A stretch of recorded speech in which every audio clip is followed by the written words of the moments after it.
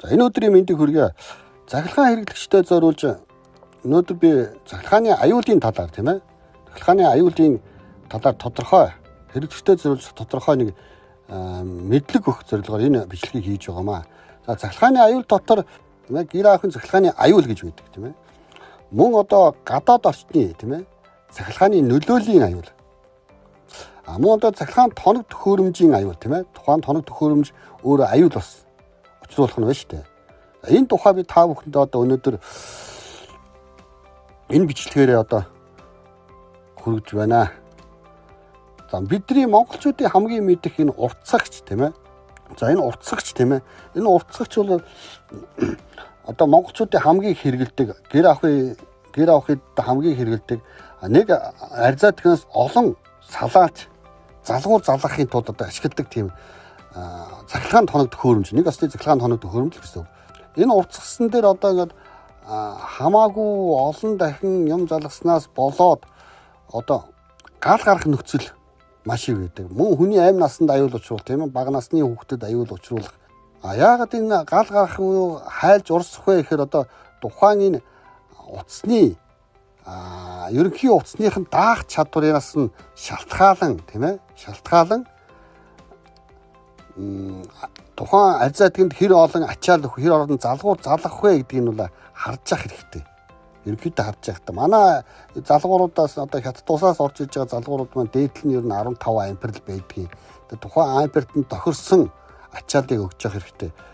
Гэр авахын тоноглолыг цахилгаан тоноглол одоо энэ цахилгаан плетик тийм ээ. Плетик хөргөгч одоо эндүү. Эдгээр маань одоо ямар нэгэн галын аюулгүй байдлын нөхцөлийг одоо бүрдүүлсэн байдаг. Удаан хэрэглээ тийм ээ. Удаан хэрэглээ мөн үйлдвэрийн алдаанаас болоод галын аюулгүй байдлууд хүний амь насанд тийм ээ занал хийх тийм аюултай нөхцөлийг бол зарим цахилгаан тоноглол бүрдүүлсэн байдаг. Энийг хамгаалахын тулд шүрэх хүчтэй тийм ээ хүрэх хүчлээс хамгаалахын тулд биеийг газардуулах хэрэгтэй. Биеийг газардуулах хэрэгтэй тийм ээ. Галын аюулгүй байдлаас бас хангах хэрэгтэй. Дотоод шаталтаас үүссэн тэр галын аюулгүй байдлыг бол хангаж явах хэрэгтэй байна. Мөн одоо утасны энэ хайлах чадвар тийм ээ. Хайлах чадвараас нь сайн сонголтыг хийж одоо цахилгаан тоног төхөөрөмжөө залгаж явах хэрэгтэй байна. Энэ цахилгаан тоног төхөөрөмжийг гол хамгаалж идэг зүйл нь болохоор энэ автомат тийм ээ. Персонал хамгаалалттай автомат, ердийн хамгаалалттай автоматууд тийм ээ.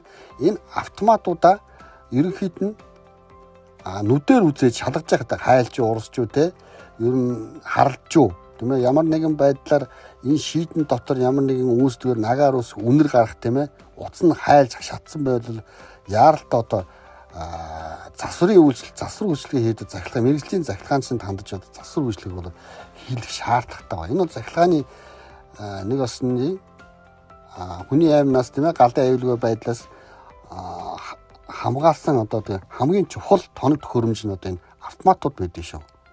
За манай хамгийн аюултай цахилгаанч мүлхэгчд байдаг тийм мүлхэгчд. Эдгээр маань одоо ил байгаа утсыг их сонирхдаг, хазаж үздэг, барьж үздэг, гараа хийж үздэг, төмөр мод хатгаж үздэг тийм ээ. Мөн одоо өөрсдөө засварлах гэж үздэг тийм засах гэж янзлах гэж үздэг тийм аюултай цахилгаанчд байдаг шүү. Эдрээс хамгаалахын тулд энэ нөхдүүдээс хамгаалахын тулд энэ хамгаалалттай арзаадаг тийм ээ. Түгжээтэй юм даруулгатай арзаадаг. Усны чанар тийм ээ. Шалбархаа утас муц байна уу те тэр мэрэг мөн залгуурын нүхтэй залгуурын дотроо зарим нүхээ хамгаадаг байдаг. Энэ зарим нүхээ хамгаадаггүй залгууруудыг нэмэлтээр нүх хамгаалагч гэж юм бас хийж өгч явах хэрэгтэй шүү. Тэгээд дээр нэг персонал хамгаалалттай автоматуудыг бол ерөнхийдөө байрны айл гэр ороолын айлуудыг тавьж ивэл ер нь хэрэгтэй байдаг шүү. Галын аюулгүй байдлын бага насны хүүхдийн аюулаас хамгаалах юм хэрэгтэй байдаг шүү. Гадны орчны цахилгааны аюул гэдэг нь одоо энэ бидний эргэн тойронд байгаа цахилгаан тоног төхөөрөмжүүд маань бүгд аюул гэсэн үг. Аюултай гэсэн үг. Тэр аюултай хэсэгт бол ямар нэгэн байдлаар хүрэх шүрэх тийм ээ ойр тойроор нь явах бол аюултай гэсэн үг. Жишээ нь одоо энэ цахилгаан гэрэлтүүлгийн шонгийн тийм тулгуур мод маань одоо төмөр багна маань цахилгааны утас нь ил гарсан тохиолдлууд бол маш их байдаг тийм ил байдаг. Түүнээс одоо урдсан сэргийлэх арга хэмжээ нь бол тухайн хариуцж байгаа хэсэг болон тэр байгууллагт нь мэддэг тийм ээ. Хүүхэд болон тийм ээ хүүхдүүд сонирхолоороо энэ бүхнийг бариад аваад хурчих болохоор бол маш аюултай гэсэн тоног төхөөрөмжөнд ордоо шүү. Тэгэхээр иймэрхүү юм байвал бас тухайн байгууллага хариуцж байгаа хэсэг салбарт нь бол мэдэгдэж явах хэрэгтэй. Цахилгаан шонгийн тулгуур гэж байдаг. Тулгуурууд тийм ээ. Тулгууруудын дээр олон баглаа утаснууд холбоод эдний зарим маань одоо кабель маань шалбарч бай салхин шалбараад их биелсэн гэрлийн утаснууд нь их биелсэн тохиолдол байдаг учраас бороошороо нойтон цастаа үед шонгийн тулгуур модноос бол хол байх хэрэгтэй шүү.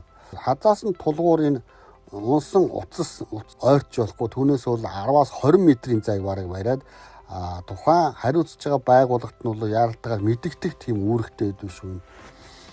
Тэгэхгүй энэ тойроод одоо 6-10-35 кВт-ын тусгаарсан нейтралтай шугам шүлжээнд холбогддог болохоор утсан тасаад унсан ч гэсэн хүчлэлтэй газрын гадруугаар одоо хүчлийн төвшин тархсан байдалтай байдаг болохоор түүнд одоо алхмын хүчлэлд орох тийм аюултай байдгийг.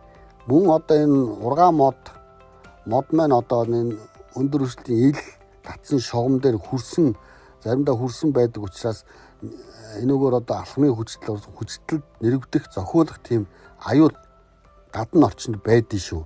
Тэгэхээр энэ мэдэгдэхгүй орчин болохоор ямар нэгэн гал гарах тийм ээ шатах эсгэрээ хаях тиймэрхүү модон ингээд хүрсэн тохиолдолд тиймэрхүү юм ажиглагдвал тухайн хариуцж байгаа байгууллагт нь яаралтай мэдэгдэж бусдын амь насыг бас аврах тохиолдол байдаг. Ер нь энэ унсан утас шөрмөсөнд бол нэг ойрч харах гад яах гадаас нэргүй түүнээс өмнө 10-аас 20 метрийн зай бариад алхмын хүчтэд орохгүй тул зай бариад явж явах хэрэгтэй шүү. Алхмын хүчтэл гэдэг маань одоо тухайн тулгуур нь тусгаарсан нейтралтай тухайн тулгуурын шугамын утсанд газар унснаар одоо түүний градусаар тийм ээ эрх тойрон градусаар хаашаа 10 метрд дотор тийм ээ 10-аас 15 метр дотор хүчтлийн тархалт үүсдэг. Тэрийг одоо алхмын хүчтэл гэдэг маань хүний хоёр хөлний хооронд тийм ээ хоёр цэгийн потенциалын ялгуураас одоо гарч үүсдэг тийм аюул байдаг шүү. Энэ бол маш аюултай, маш эрсдэлтэй. Ер нь гадна орчны дотор байгаа шийд монтажууд маань бороо туслаа салхинаас хамгаалсан тийм ээ чи борооноос тусгаарлагдсан газар дуулах системүүд нь бүрэн хангагдсан байна уугүй юу гэдгийг бас өөрсдийн хэрэгжилж байгаа энэ цахилгааны шийдэн дээр нүдээр үзээд шалгаад хэвээр тиймэрхүү байхгүй байх юм бол тухайн байгууллагад мэддэг юм уу өөрсдийнхөө хариуцдаг хэсэг бол мэргэжлийн цахилгаанцнаа засварлуулах тийм ээ засах шаардлагатай шүү. Энийг засснаар бол хүний амь насныг та аварж байгаа гэсэн нэг тохиолдол байдаг шүү. За энэ тэмдгийг тийм ээ энэ тэмдгийг бол бага насны хүүхдүүд болон ер нь ард иргэд өөрсдөө бага насны хүүхэд болон иргэд маань өөрсдөө бол тогтоогоо тавьчих хэрэгтэй. Энэ шар тэмдгэн дээр хар зураас байгаад энэ хаа нэгэн газар байлсан байхыг харах юм бол энэ маш аюултай гэсэн үг шүү. Цахилгаан байна. Энэ орчинд цахилгаан байгаа шүү гэсэн энэ тэмдэглэгээ гэдгийг одоо хүүхдүүдэд зааж хэлж өгж байгаарэ. Тэгэхээр цахилгаан бидний гэр орон болон тийм ээ гадны орчинд одоо ямар аюул учруулдаг одоо энэ бичлэгээрээ үзүүлэх гэж шармалаа. Тэгээд бусдад одоо энэ миний бичлэгийг төгөөж цахилгааны аюулын талаар багц гэсэн ойлголтыг өгж шийрлээрэ.